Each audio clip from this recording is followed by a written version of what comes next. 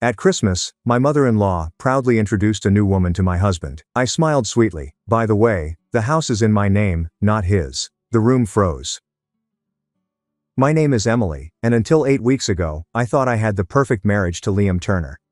We'd been together for 7 years, married for 4, and I genuinely believed we were building something beautiful together. How naive I was. The warning signs had been there for months, but I'd attributed them to work stress. Liam worked as a financial advisor at his father's firm, Turner & Associates, while I ran my own successful marketing consultancy from our home office. The late nights, the secretive phone calls, the sudden interest in his appearance.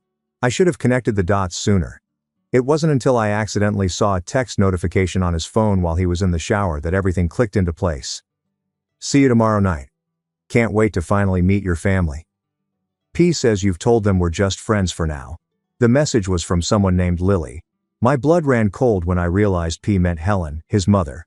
Helen Turner had never liked me. From the moment Liam brought me home to meet his family, she made it clear I wasn't good enough for her precious son. She'd wanted him to marry Chelsea Morrison, the daughter of another wealthy family in their social circle. When Liam chose me instead, a middle-class girl who'd worked her way through college and built her own business, Helen never forgave it either of us. But I never imagined she'd stoop to orchestrating an affair.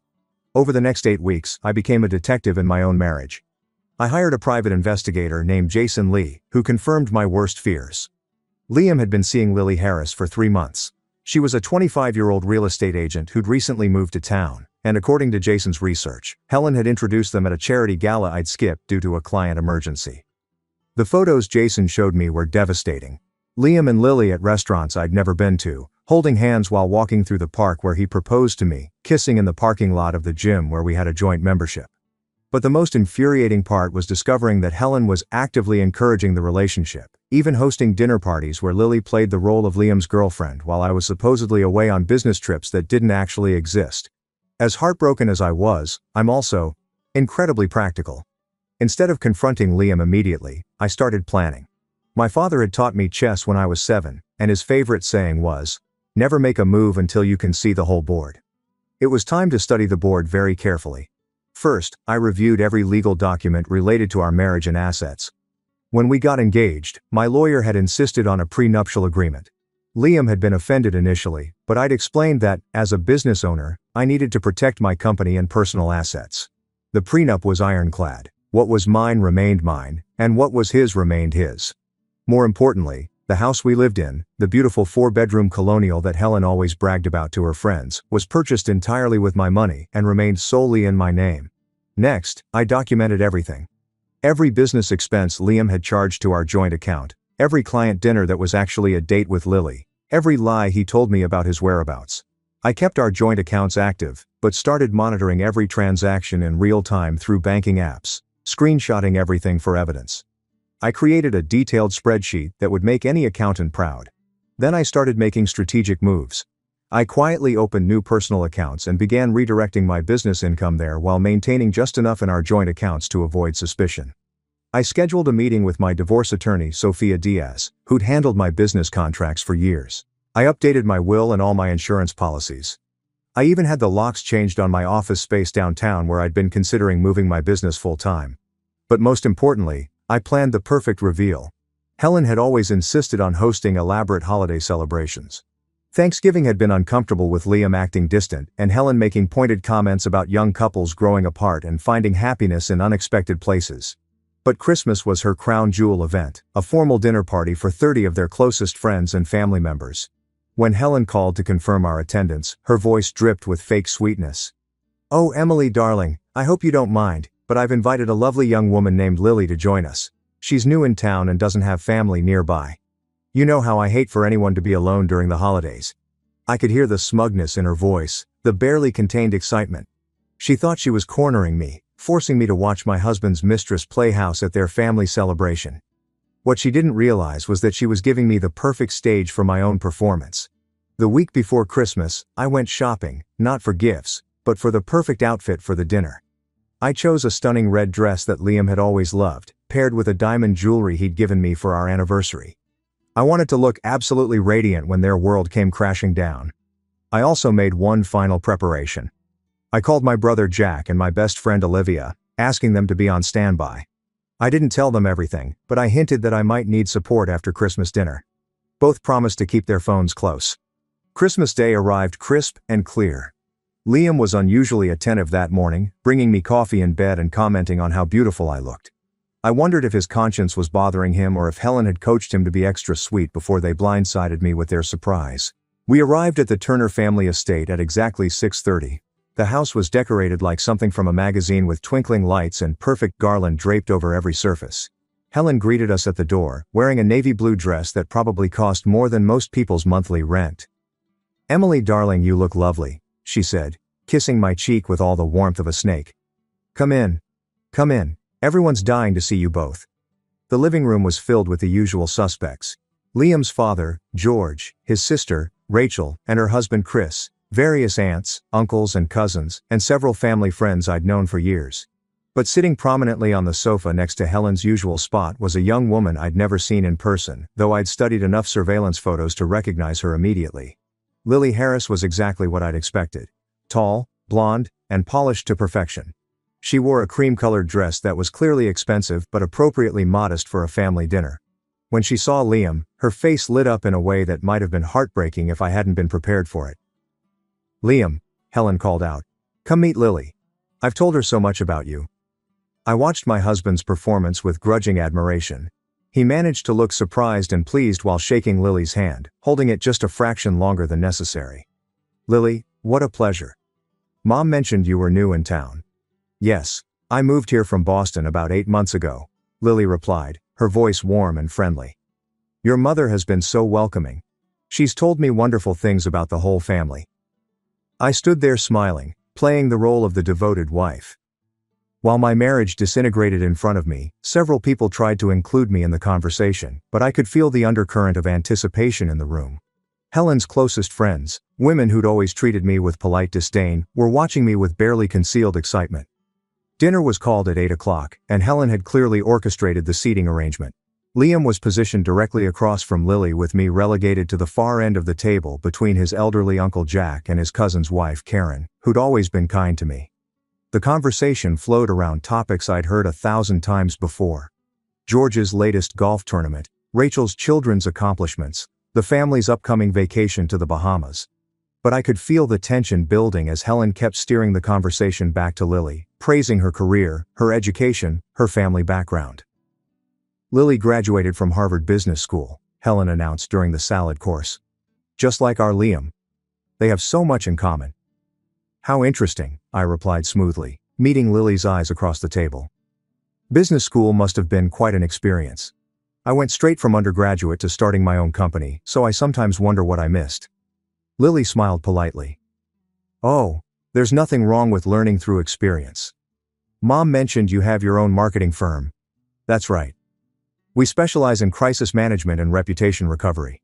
It's amazing how quickly a solid reputation can be destroyed and how much work it takes to rebuild trust once it's broken." Liam shifted uncomfortably in his seat, but Helen pressed on. "Lily works in real estate. She's already one of the top agents in her firm." "Real estate can be such a relationship-based business," I observed. "Trust is everything, isn't it? Clients need to know their agent has their best interests at heart, not some hidden agenda." The conversation continued through the main course, with Helen becoming increasingly bold in her praise of Lily, and increasingly pointed in her comments about young people finding their true paths and life taking unexpected turns. During the beef Wellington course, I noticed Lily stealing glances at Liam when she thought no one was looking. There was genuine affection in her eyes, which almost made me feel sorry for her.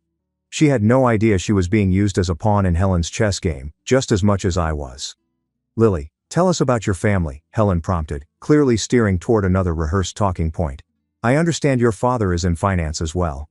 "Yes, he's a portfolio manager in Boston," Lily replied, unconsciously straightening her posture.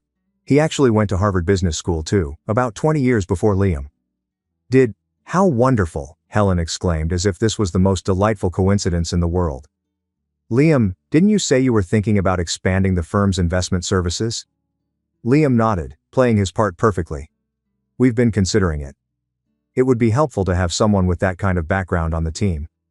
I watched this performance with growing fascination. They clearly planned this conversation, probably rehearsed it multiple times. Helen was systematically establishing Lily's credentials, her family connections, her potential value to the Turner family business. It was like watching a job interview disguised as small talk. "And Lily, you mentioned you're originally from Connecticut?" George asked, seemingly oblivious to his wife's machinations. "That's right, Greenwich. My family has a place on the water there. Nothing too fancy, just a little cottage we've had for generations." I nearly choked on my wine. A little cottage in Greenwich that had been in the family for generations probably cost more than most people's houses. Helen's eyes lit up like Christmas morning. She found herself a daughter-in-law with both money and pedigree. "How lovely," I interjected smoothly. "Greenwich is beautiful.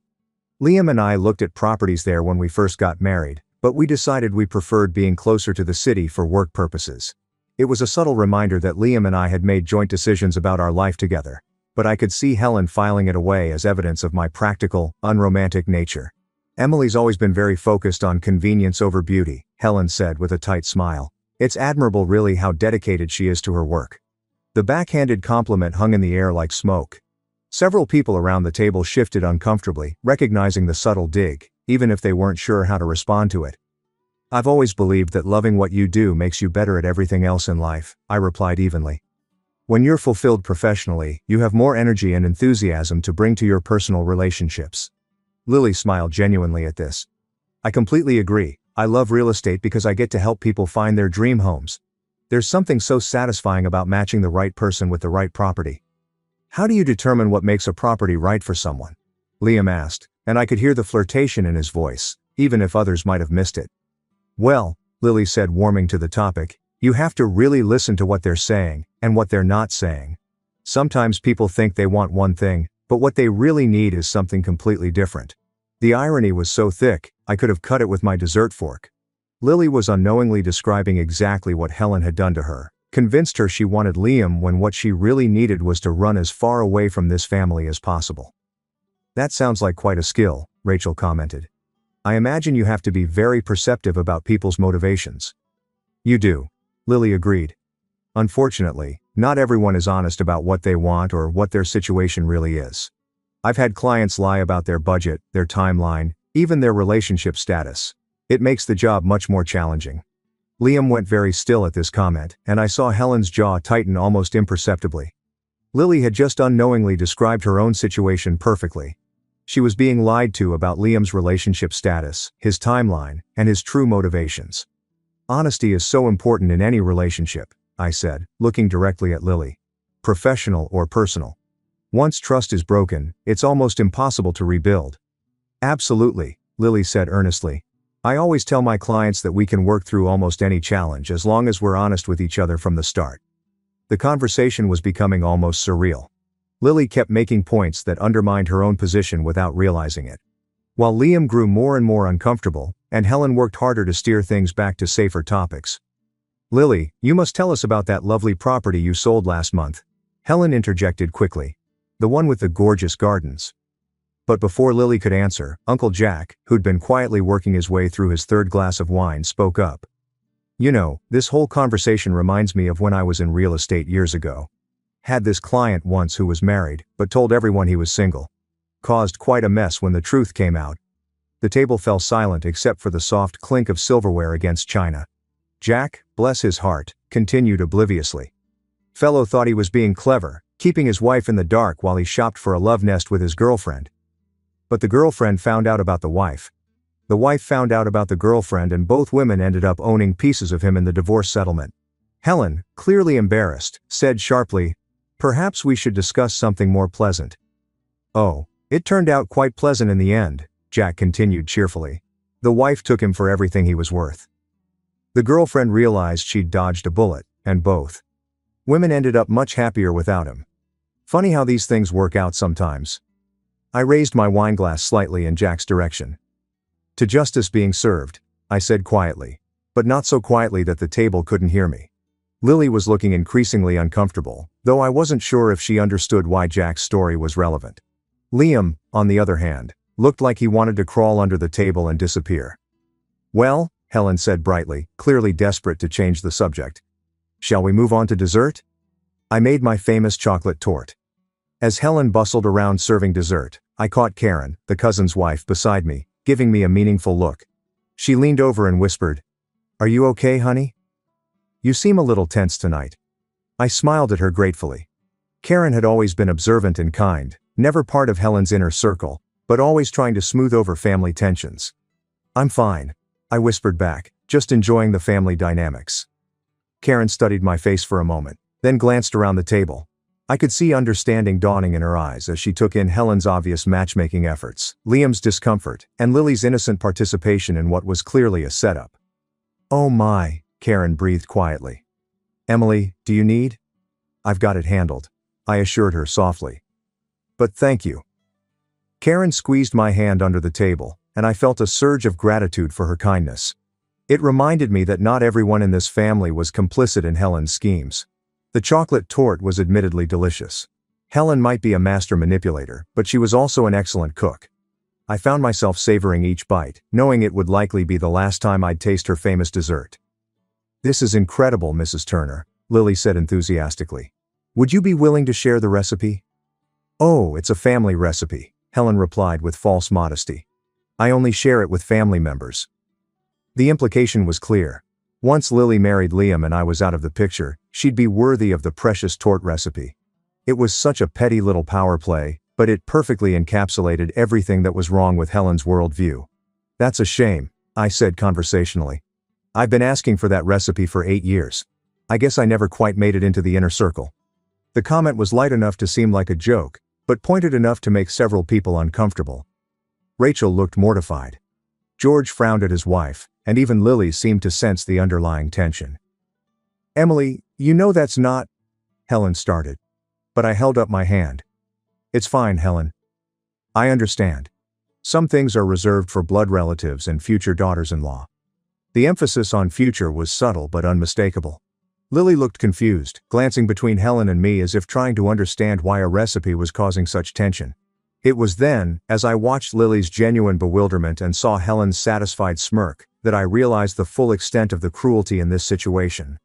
Helen wasn't just trying to humiliate me. She was using Lily to do it, all while keeping Lily in the dark about her true role in the scheme.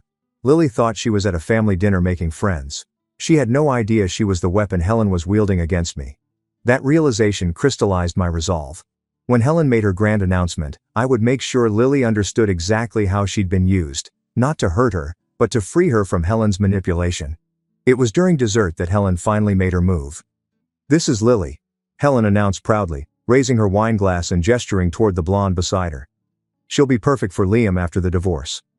The words hung in the air like poison gas. Every conversation stopped. Uncle Jack nearly dropped his fork. Rachel gasped audibly. Even George, who'd clearly not been informed of his wife's plan, looked stunned. But I was ready. I calmly buttered my roll, taking my time to spread it evenly, while every eye in the room focused on me. Then I looked up with my brightest smile. "How nice," I said sweetly, turning to Lily. "Did they mention that the house Liam and I live in is in my name, and that there's a prenup in place protecting every single asset that matters?" Liam went completely still, his wine glass frozen halfway to his lips, his face draining of color as he realized the trap they'd walked into. Lily's confident smile faltered as she looked between Helen and Liam, confusion replacing her earlier composure. But I wasn't done. "I'm curious, Lily," I continued, my voice conversational and friendly. "When exactly did you and Liam start your relationship? Was it before or after the charity gala in June where Helen introduced you?" The color drained from Lily's face. I'm not sure what you're implying." "Oh, I'm not implying anything. I'm stating facts like the fact that you've been seeing my husband for 3 months, or that you've been to dinner at Marcello's 7 times together. They have excellent security cameras, by the way. Or that Helen has been hosting cozy little dinner parties where you play house while I'm supposedly out of town." Helen's mouth opened and closed like a fish. "Emily, I don't know what you think you know, but what I know," I interrupted, reaching into my purse and pulling out a manila folder, "is that I have a private investigator who's very thorough in his work. Would you like to see the photos, Helen? Or should I just tell everyone about the time you told Lily that once Liam divorced me, she'd be living in the big house and wouldn't have to worry about money anymore?" The silence in the room was deafening. I could hear the grandfather clock ticking in the hallway, the soft clink of ice in someone's water glass, the barely audible gasp from Rachel. Liam finally found his voice. "Emily, please. Let's not do this here. Why not here? I asked, genuinely curious. This is where your mother chose to humiliate me in front of your entire family. This is where she thought she'd force me to sit quietly while she introduced your replacement. So this seems like the perfect place to set the record straight. I stood up, smoothing my red dress, and addressed the room like I was giving a business presentation. For those of you who are wondering, yes, Liam has been having an affair. Yes, Helen orchestrated it. And yes, they've been planning to divorce me so Liam can marry Lily and live in what Helen calls the big house. I turned back to Lily, who looked like she wanted to disappear into her chair. The thing is, Lily, that big house, I bought it with my money before Liam and I got married, and according to our prenuptial agreement, it remains mine regardless of what happens to our marriage. Lily's voice was barely a whisper. Liam told me you were separated. He said you were just waiting to make it official after the holidays. Did he also tell you about the joint account he's been using to pay for your dates? The one that I've been monitoring every transaction, or that the business trips I've been taking that gave you time alone were fictional? Liam stood up abruptly, his chair scraping against the hardwood floor. That's enough, Emily. Is it? I asked. Because I don't think I've covered everything yet. Should I mention that you've been telling Lily I'm emotionally distant and we haven't been intimate in months? Because that's interesting considering we were together 2 nights ago. Lily made us sound like a wounded animal and looked at Liam with betrayal in her eyes. You said you were sleeping in the guest room. You said you hadn't. That you two weren't. He lied, I said simply. About a lot of things. It turns out Helen finally found her voice again. But it came out as a screech. How dare you come into my home and make these accusations? Liam deserves better than someone who cares more about business than her own marriage. You're absolutely right, I agreed. Liam does deserve better. He deserves someone who's honest with him. Someone who doesn't orchestrate affairs behind his back. Someone who doesn't manipulate him into betraying his wife. I looked around the room at the shocked faces of people who had known me for 7 years. For those of you who are wondering what happens now, I've already prepared divorce papers. They'll be filed tomorrow morning, but I wanted everyone to know the truth first. Marie, the cousin's wife beside me, reached over and squeezed my hand. Emily, honey, I'm so sorry. Thank you, I said genuinely. I appreciate that, and I want everyone to know that this wasn't a decision I made lightly. I tried to save my marriage. I tried to figure out what I'd done wrong, how I'd failed as a wife. I looked directly at Liam, who was staring at his plate like it might offer him an escape route. But then I realized I hadn't failed at anything. I'd been loyal, supportive, and loving for 7 years. I built a successful business while supporting my husband's career. And I tried to build relationships with his family, even when they made it clear I wasn't welcome. Helen started to object, but I held up my hand. I'm not done. You see, the thing about having your own business in crisis management is that you learn to plan for every contingency. So, while Liam was planning his new life with Lily, I was planning to... I reached into my folder and pulled out a thick stack of papers. These are copies of every transaction Liam made using our joint accounts for his dates with Lily. Restaurants, gifts, even the hotel room you two used last weekend while I was supposedly visiting my sister. Lily buried her face in her hands. Liam looked like he was going to be sick. The total comes to $12,000 over 3 months, I continued, which according to our prenup constitutes financial infidelity and gives me grounds to pursue additional damages. George finally spoke up, his voice gruff with embarrassment. Emily, perhaps we should discuss this privately. With respect, George, there's nothing private about it anymore. Your wife made sure of that when she invited Lily to publicly humiliate me. I turned to Lily one final time. I don't blame you entirely, Lily. Liam is very charming when he wants to be, and Helen can be very convincing, but you should know that the man you thought you were in love with has been lying to both of us. Lily looked up at me with tears in her eyes. I'm so sorry. I really thought Liam said, you two were already separated. She showed me pictures of Liam looking miserable and said, you were cold and career-obsessed. I'm sure she did, I replied gently. Helen's never approved of me. But Lily, think about this. If Liam was willing to lie to me for 5 months, if he was willing to use our joint money to wine and dine you, if he was willing to let his mother orchestrate an affair rather than having an honest conversation with his wife about problems in our marriage, what does that tell you about his character? The room was so quiet I could hear the furnace kicking on in the basement. Finally, Rachel broke the silence. Emily, I don't know what to say. I had no idea any of this was happening. I know, I said, my voice softer now. Most of you didn't. And I don't hold that against anyone. But I needed you all to know the truth before you started hearing Helen's version of events. I gathered my purse and my folder, preparing to leave. The divorce will be final in 2 months. Liam can stay in the house until then, but after that, he'll need to find somewhere else to live. I'll be moving my business to my downtown office full-time, so I won't be working from home anymore. Liam finally looked up at me, and for a moment, I saw a flash of the man I'd fallen in love with. Emily, please. Can't we talk about this? Can't we try to work it out? Work what out? I asked. Liam, the lies, the cheating. The fact that your mother has been actively sabotaging our marriage for 5 months while you went along with it. He opened his mouth to respond, but I held up my hand. Actually, don't answer that because here's what I've realized over the past few weeks. I don't want to work it out. I don't want to be married to someone who solves problems by having affairs. I don't want to be part of a family that thinks humiliation is an acceptable form of entertainment. I looked around the room one last time. To those of you who've been kind to me over the years, thank you.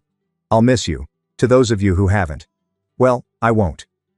As I headed toward the door, Lily called out behind me. Emily, wait. I turned back to see her standing, her face pale but determined. I'm sorry. I'm so sorry. I never would have if I'd known he was lying. I believe you, I said honestly. But Lily, you need to ask yourself why Helen was so eager to break up her son's marriage. And you need to ask Liam why he was so willing to let her do it. Helen stood up then, her face flushed with anger and embarrassment. You self-righteous little... George's voice cut through his wife's rage like a knife. Sit down.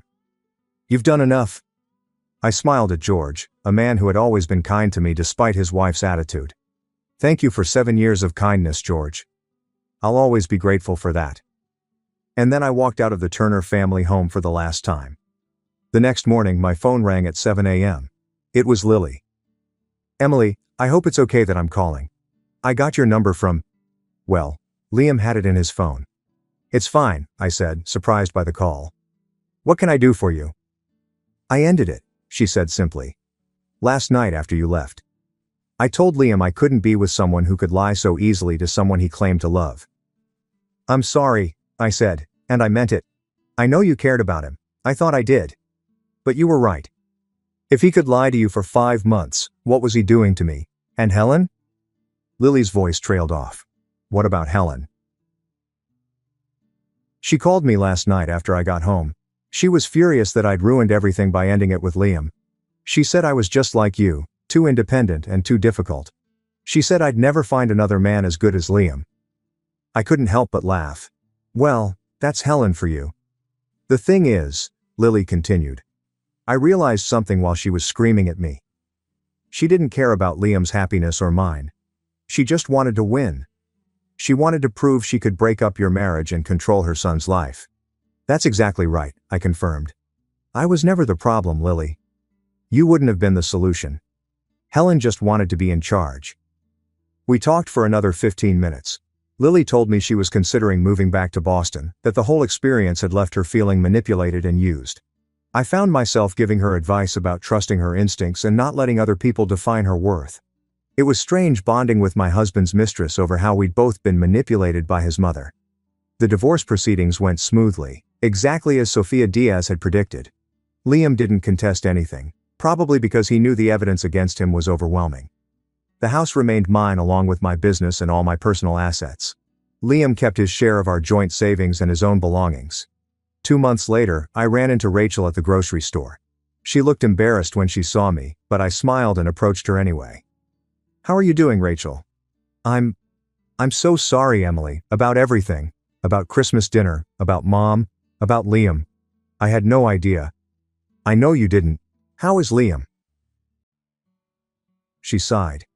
He moved in with Mom and Dad temporarily. He's been pretty miserable, actually. I think he's starting to realize what he lost. And Helen? Rachel actually laughed, though it sounded pained. She's been telling everyone who will listen that you trapped Liam with a prenup and that you seduced him away from his true love. Most people aren't buying it, especially after Lily left town and told her side of the story to several mutual friends. Lily left? Yeah, about a month ago. But before she did, she had lunch with several of the women who were at Christmas dinner. She told them everything. How Mom had manipulated her. how Liam had lied to her, how she felt used by both of them. I felt a surge of pride for Lily. It took courage to admit you'd been fooled and even more courage to set the record straight. I'm glad she found her voice, I said. Emily, Rachel said hesitantly.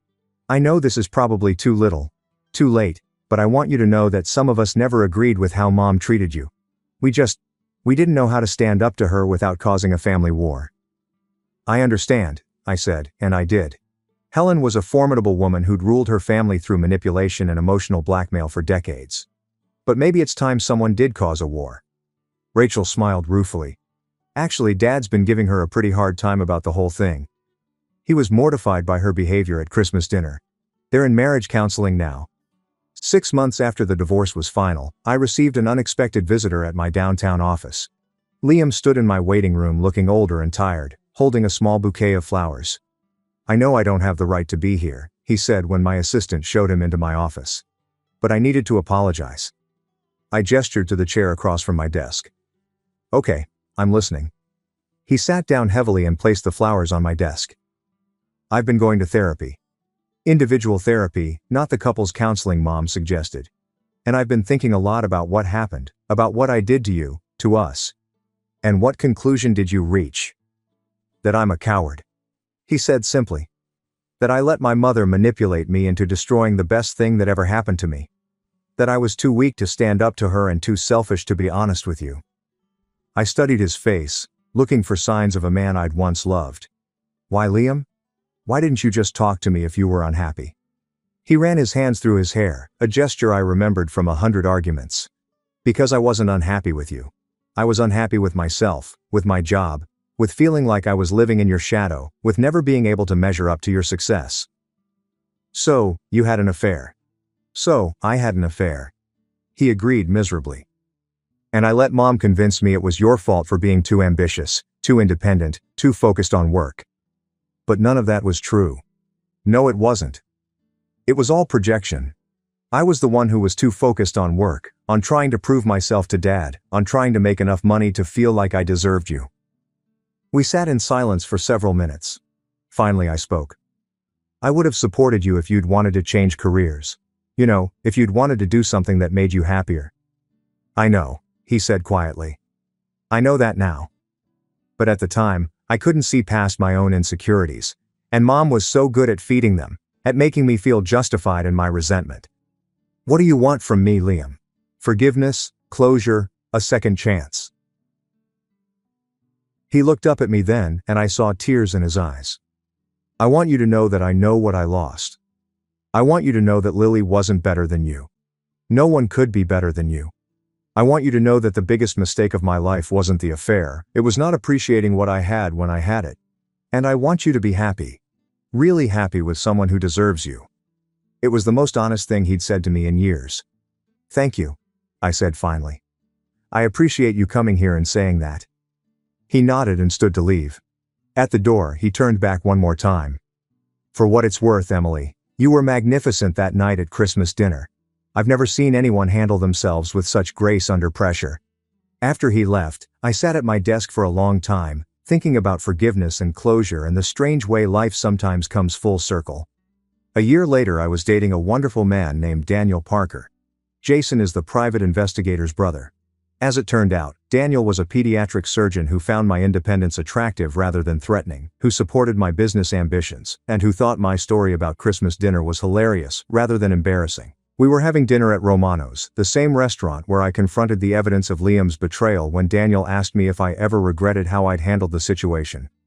Do you mean, do I regret planning it out instead of just screaming and throwing things? I asked. I mean, do you regret exposing everything in front of his whole family instead of handling it privately? I considered the question seriously. No, I said finally. Helen chose to humiliate me publicly. She thought she could corner me, embarrass me, and force me to accept her son's infidelity quietly. She thought I was weak, and you proved her wrong. I proved that actions have consequences, that manipulating people's lives for sport comes with a price, that underestimating someone because you think they're beneath you is a dangerous game. Daniel smiled and raised his wine glass. To dangerous women and the men smart enough to appreciate them. To second chances, I countered, clinking my glass against his. and to the wisdom to know when someone deserves one. As we left the restaurant that night, I thought about Lily, who'd moved back to Boston and was reportedly doing well in commercial real estate. I thought about Liam, who'd left his father's firm to teach high school math and seemed genuinely happier. I thought about Helen, who'd lost her position as the family matriarch after her behavior at Christmas dinner had finally convinced George to demand change. But mostly, I thought about myself, about the woman who'd sat at that dinner table a year ago, calmly buttering her roll while her world exploded around her. She'd been strong, strategic, and ultimately victorious. She'd also been absolutely terrified. The truth was, walking away from a 7-year marriage, even a broken one, had been the hardest thing I'd ever done. Standing up to Helen in front of all those people had taken every ounce of courage I possessed. Planning my revenge had been empowering, but executing it had been terrifying.